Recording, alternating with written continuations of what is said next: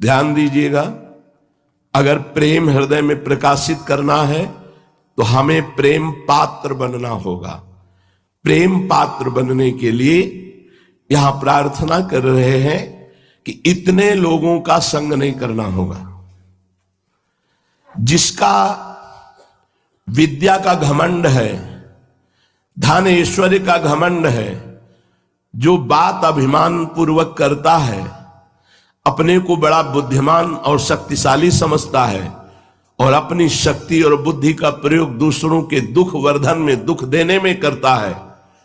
ऐसे स्वार्थी, अभिमानी, धनी, यशस्वी, माननी ऐसे जनों का संग नहीं करना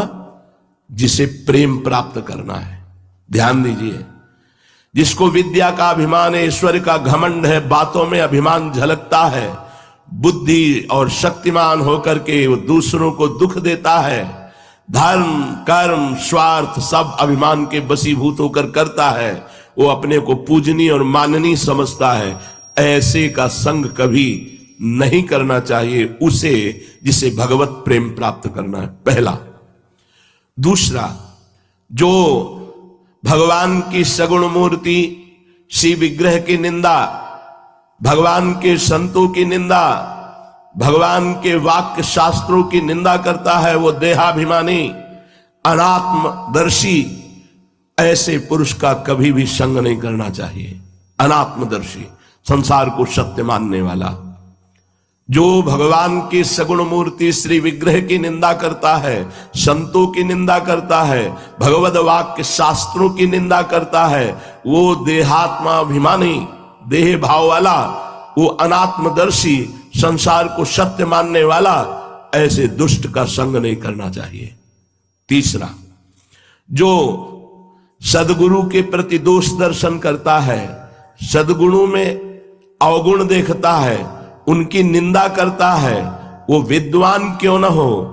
वो कोई भी हो, ऐसे अवज्ञा करने वाले का कभी भी संग नहीं करना चाहिए, जो भगवत प्रेम पात्र बनना चाहता है। चौथा, जिसका स्वभाव बन गया है कटु वचन बोलना, दूसरे को पीड़ा पहुंचाना, जो अपनी इंद्रियों की तृप्ति में ही आनंद मानता है, जिसका स्वभाव बन गया है दूसरों का दोष दर्शन करके निंदा करना, ऐसे भगवत भक्ति से रहित पुरुषों का कदापि संग नहीं करना चाहिए, जिसे भगवत प्रेम पात्र बनना है। पांचवा, जिसने अपना मित्र केवल इंद्रियों को बनाया है, आशा और भोग और ममता में ही जो आसक्त है, जो सद्विचार रहित है, जो भगवत भक्तों से विमुख है, ऐसे का कभी संग नहीं करना चाहिए, जिसे भगवत प्रेम पात्र बनना है। छठवां, जो भगवद वेश धारण करके भगवद वेश के विरुद्ध आचरण करता है,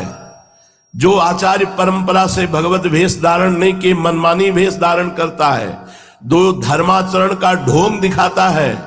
ऐसे पुरुष का भूल करके भी भगवत प्रेम पात्र बनने के लिए संग नहीं करना चाहिए। सातवां, जो अपने को बहुत ज्ञानी समझता है लेकिन भगवत स्मरण रहित है, जो सत्कार्य थोड़ा सा बन गया तो बहुत प्रचार प्रसार करता है,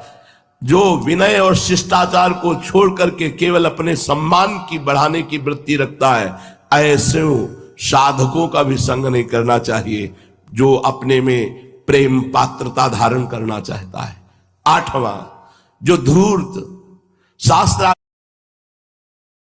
आज्ञा का पालन नहीं करता, मिथ्यावादी, झूठ पे झूठ बोलने वाला, जो दूसरों की उन्नति देखकर जलता है और निंदा करता है, ईर्ष्या करने वाला, कपटी है, ऐसे लोगों का कभी भी संग नहीं करना चाहिए, जो भगवत प्रेम पात्र बनना चाहते हैं। जो बात बात पर क्रोध करते हैं, जिनका उद्देश्य केवल लोभ होता है, जो पापाचरण करने में बड़े निर्लज्ज हैं, जो दूसरों की प्रशंसा सुनकर जलने लगते हैं, ऐसे लोगों का कभी संग नहीं करना चाहिए। 10वां, जो सम्मान और लाभ के लिए कोई भी नाटक कर सकते हैं,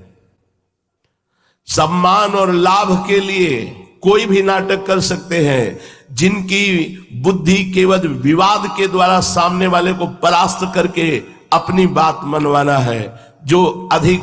भाषण करता है, भगवत सिद्धांत से रहित ऐसे पुरुष का कभी संग नहीं करना चाहिए।